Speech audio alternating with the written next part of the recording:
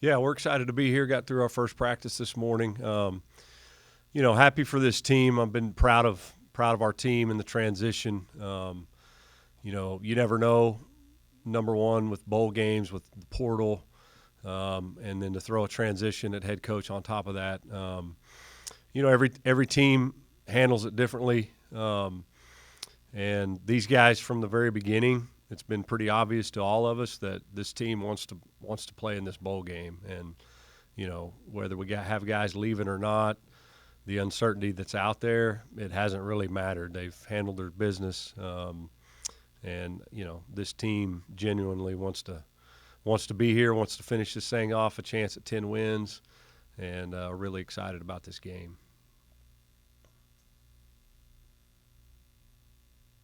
All right, guys, we'll jump right into this and start taking questions. For those that are new, looks like Colton was trying to there you go. We'll use the hand raise function for those that are new to this, and we'll go ahead and get things started. And Colton, you actually have your physical hand up, so we'll start off with Colton Foster. All right, Zoom update. I couldn't find the React. I was just curious, what's it been like over these last week and a half or so, kind of getting your feet on the ground, and being head coach? Just what's it been like these last few weeks? Well, it's been good. The guys have handled themselves well, like we talked about. I mean, it's you go through a week, we don't know who we're playing. The recruiting calendar is really different this year. I mean, my 25 years of coaching college football, this is the one year where there's no, we can't go on the road and recruit in December. It's the first time for me anyway that's happened. So, so we're in house. We're getting a couple good practices in, getting some workouts in. It's been good. It's been certainly there's uncertainty, and you got assistant coaches with uncertainty, you got players with uncertainty. The thing we've talked about from the beginning, and the thing that I've been proud of these guys for, is let's just handle our business. Guys are going to have opportunities. Coaches are going to have opportunities. When we're here, when it's time to go to work, let's go finish this thing off. And so from that standpoint, it's been nice. Been really proud of the guys.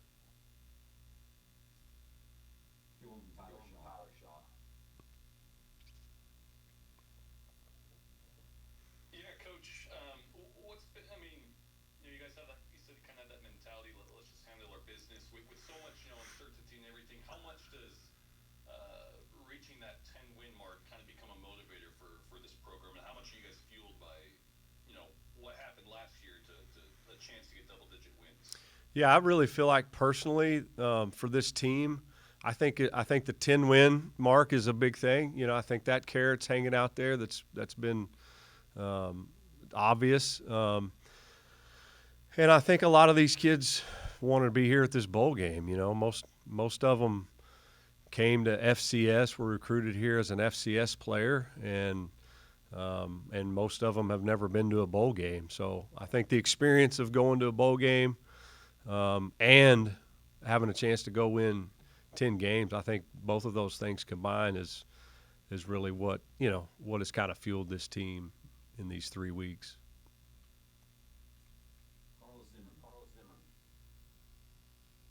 Coach, first off, congrats on the opportunity to be able to coach the Bearkats' first bowl game in program history. Kind of a twofold question. How was practice this morning? And what have y'all seen from Georgia Southern leading up to Thursday? Sure. No, it was a good practice. Starting on Friday before we left, we were kind of in our official game week mode. So this was the second of our good heavy practices. After this, you're kind of putting the finishing touches on it. So it was a good practice. Got all our work in.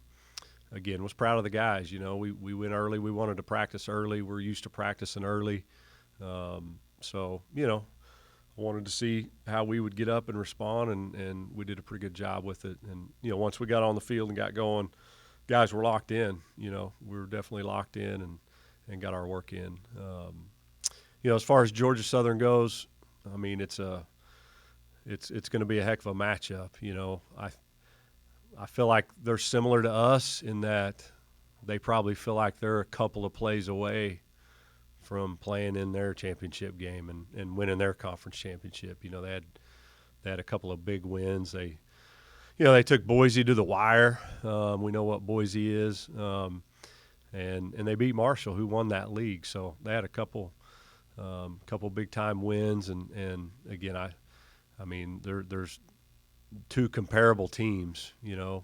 Got speed, play well on defense, run the ball a little bit, can mix it up on offense, and have just played good solid football most of the year. So pretty comparable teams. They're obviously well coached. Coach Helton has been doing this for a long time. So, you see a sound football team that plays good football.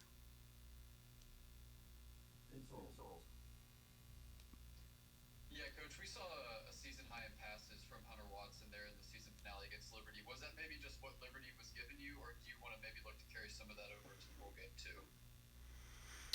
Yeah, a little bit of both probably.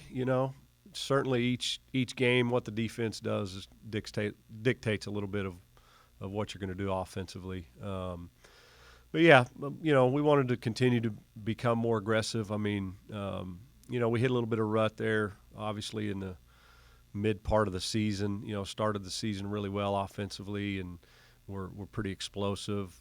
Hunter gets banged up a little bit. We kind of lose our rhythm a little bit, and so I feel like he's kind of getting back to where he was, and offensively we're getting a little bit of that rhythm back. So we want to continue to go be aggressive and take shots out there when we can, and spread it out and try to those 12 and 15 play drives are hard over and over to sustain. So trying to create some explosive plays, something we'll be looking to do.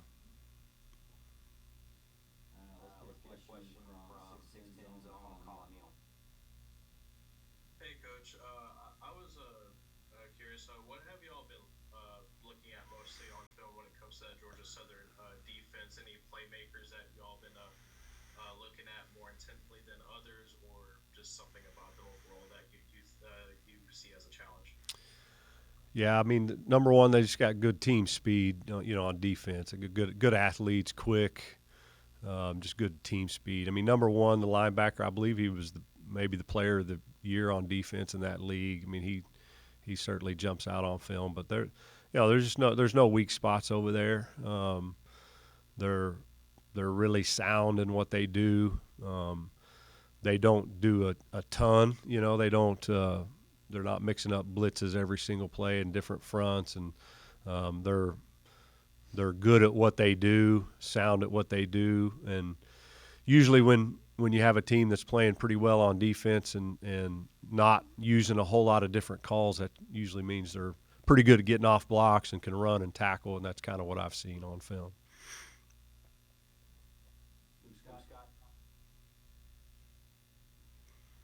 Hey, Coach. Obviously the team hasn't played in a little bit. Any concerns about knocking some rust off early and starting fast? Yeah, I think there's always a little bit of concern there in a long bye week.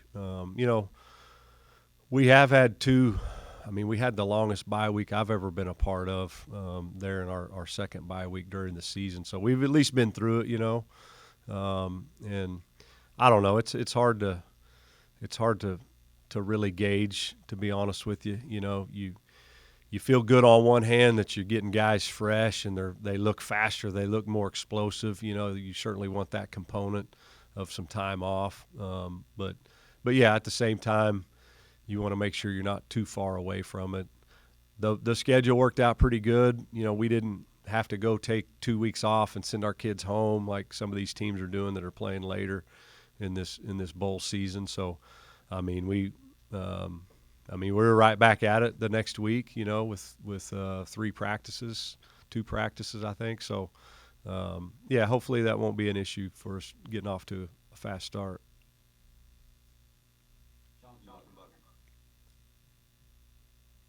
Hey, Coach. So it's been recently reported and also in the game notes that Skylar Cassidy and the entire defensive staff is helping call defensive plays for this game. How do you think that's helping motivate the team, and what is the team's response to knowing that he's coming back for this game? Oh, it's been good. Those guys have done a great job of keeping that defensive unit together. And again, I think it comes back to those kids want to play. I mean, some of them are going to leave, and there's going to be transition and turnover, but those kids want to play in this bowl game. I mean, that's been the feeling from the very first day that the transition happened. So they've Coach Cassidy and that staff's done a good job of managing all that and getting those guys ready to go. It's been a big help. Hey, Coach, how you doing today? Good. How are you doing, Richard? I'm doing great. I got two quick questions for you, if you don't mind. First of all, you mentioned the fact that the 10 wins, that'd be a character you're looking at, but just the fact that the historical thing about playing in the first bowl game as a FBS team.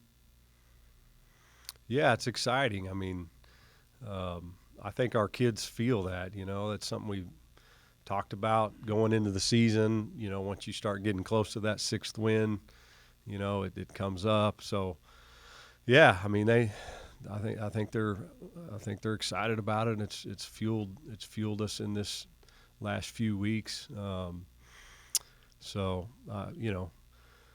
don't know. I think it's one of those things that you kind of look back on when it's over with, to really reflect on the historical maybe significance of it. But certainly it's something that, we've talked about kind of all season, and it's something that, again, I think we're excited to go not only, participate in that first bowl game, but we want to win. Those kids want to win. We want to get to that 10-win mark, which is hard to do, to get to 10 wins and at this level. Yeah, Coach, I got one more question for you. Yes, sir. Just the challenges of getting the team ready. You kind of addressed it, but just the challenges of getting the team ready for the bowl game when you got, some players that are, in the portal and sitting out, and you being an interim acting head coach and everything. Yeah, no, it's it's tough. It's you've got finals. You got finals. You got some time off. You've got guys in the portal. You got guys taking trips. You got guys that just aren't. They don't know. They don't know who's our head coach. What's going to happen to everybody. So, once you actually show up for a meeting, though, and you show up to lift and you show up to practice, I mean, those things just kind of fall to the side, and you just go do what you're supposed to do. So that's what we've talked about. And, again, I've been proud of our guys. It could have went a lot different. It could have went a lot different, just as far as guys not showing up, not doing the right thing, and that's not what it's been, and that's to a credit of the character of our guys.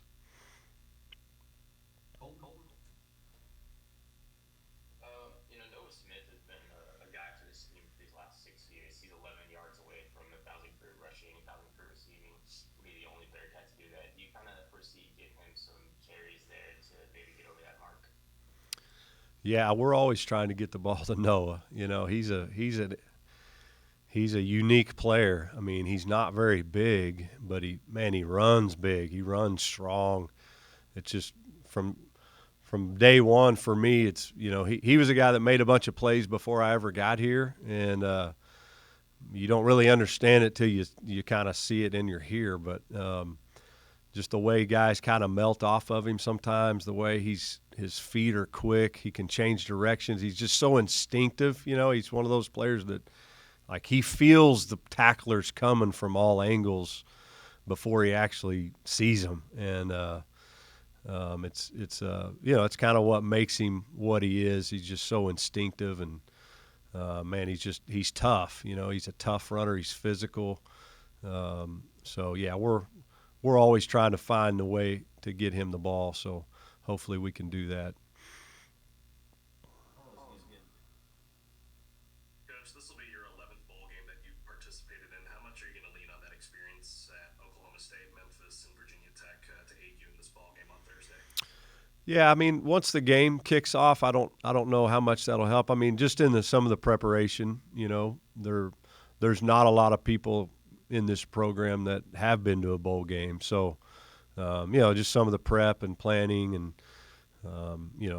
things we can give our guys a heads up on what to expect has probably been the biggest thing. Once you get into the game, for me it's going to be different that I'm going to be on the field calling plays for the first time. So that'll be the biggest thing. Some of those game time decisions, that I'm not used to making from a team perspective, that'll be a little bit of a change for me. But yeah, it's all the bowl games have been unique and different, and certainly this one too. But more than anything, just some of the prep and the scheduling that's went into it.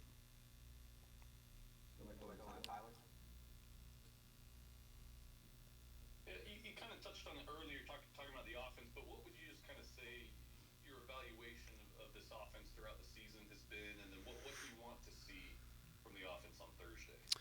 Yeah, I want to see us execute. When we've went out there and executed well, man, we've been productive. Even in some of the weeks, some of the games that we struggled a little bit, there was flashes and times where when we were doing what we were supposed to be doing, we were fine. We were productive. So that's got to be what we hang our hat on come Thursday.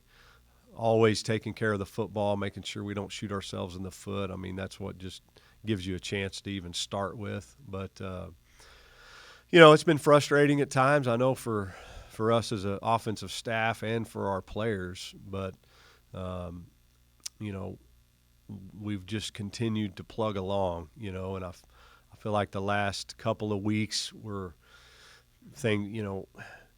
didn't light up the scoreboard, but I feel like it's getting closer to kind of where we were at one point in that season.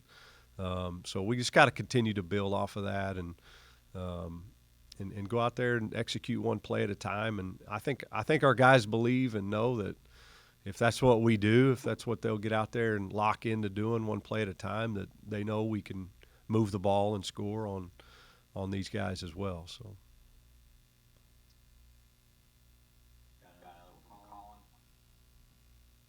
Coach, what's been your perspective like over these past 2 years? 3-9 last year, and that season it is what it was. But then now you're 9 and just where you are right now, 9-3, going to the school's first bowl game in their FBS era. Just what has it been like from your perspective over these past 2 years? Yeah, it's been neat. The real story here is our team and what that's looked like the last 2 years. The transition year in 22 when I wasn't here was not a fun experience from what I gather for anybody not being able to participate in any kind of postseason. You had guys redshirting, because of that. And so for us in the 23 season, starting out the way we did and being so close to winning some games, the adversity that these kids have gone through, we ripped our field off after spring ball. Our kids drove across campus all summer early in the morning to an intramural softball field to work out. When that was over with, when fall camp started, we drove to the high school. We couldn't practice in the morning because they were practicing in the morning, so we practiced in the heat of the afternoon. And, our kids just took that as a challenge and knew it would make them better in the long run. And, we used that as motivation going into that opener at Rice at 6 o'clock in the heat of the Texas. That's what we were building towards, and our guys embraced that, and that's not easy to do. But yeah, that's the story. It's where, those guys that made it through that transition and hung in there and continued to believe and work and build. And there's quite a few players and coaches too that we just added this year, that I think deserve a lot of credit to, number one, buying into the vision of coming here and what we thought we were close to doing, and then number two, just becoming a part of the team and embracing Sam Houston and all those things as well. One last one from Colton. Oh yeah, you just said something that made me think. This season kind of has a lot to compare to that 21 or the 20 season when they won the national championship. You know, you weren't here, but some of the guys in the locker room were. Just you know, have you kind of heard anybody kind of compare the seasons to that one when they won a national championship, kind of towards this bowl game? Yeah, I mean, I think the circumstances surrounding what the kids had to do every day just to go to practice, the stories I've heard from COVID of, they didn't have a locker room. They had to take their pads home with them and show up like you do in the 5th grade on your bike and just roll right out on the field and be ready to go. And so there was an element to that, and I think those older players that were here through that 21 season, those are the guys that led the way for us this summer in that adversity that we just talked about.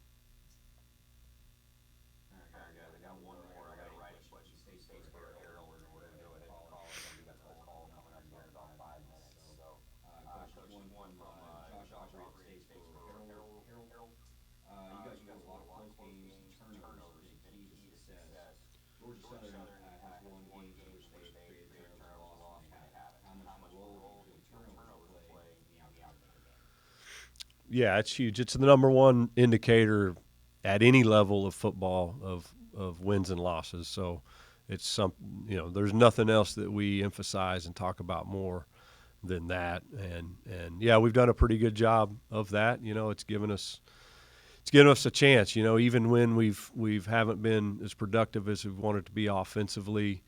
Our defense has stepped up and we've taken care of the ball. And when you play good defense and you don't turn the ball over, then you're gonna have a chance to win most games that you're in. So it'll play another huge factor. It always does in these bowl games. And as was mentioned before, sometimes some rust and some guys lose concentration of taking care of that ball. It'll show up big in this game too.